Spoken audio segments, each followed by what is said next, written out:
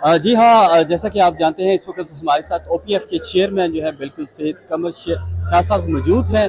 मार्का हक जो कि पूरी दुनिया में सब जानते हैं, हमारे सबूत, हमारे बेटों के कारनामे।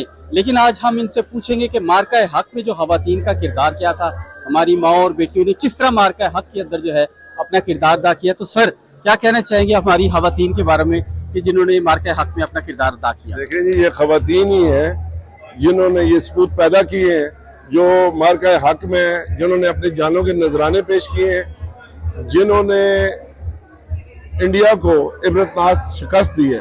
ये उन माओं के ही बेटे हैं, उन बहनों के ही भाई हैं। और अगर आप अमली तौर पे बात करें तो हमारी खवातीन मर्दों के शाना बिशाना लड़ी हैं यहाँ पे, चाहे वो साइबर हो, चाहे हमारी नेवी हो, चाहे हमारी एयरफोर्स हो, या हमारी बरी अफवाज हो।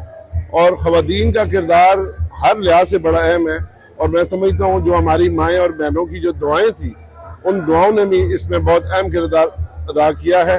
और जो हौसले बुलंद करने वाली बात मैं कहूँगा, हर घर में हमारी माओ बहनों बेटियों ने अपने मर्दों के हौसले बुलंद किए और उनको ये हिम्मत दी कि वो दुश्मन से किसी तरह पीछे ना हटे और दुश्मन को ज़ेर करके दिखाएं।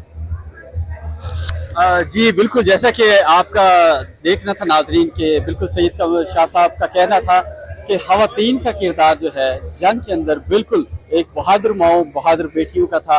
और उनके हौसले थे कि उनके हौसलों की वजह से हमारे बेटे मैदान जंग में गए और फतह हासिल की। तो देखते रहे और साथ ही बातें रहे। मियां Aamir Ali, Manchester UK. Thank you.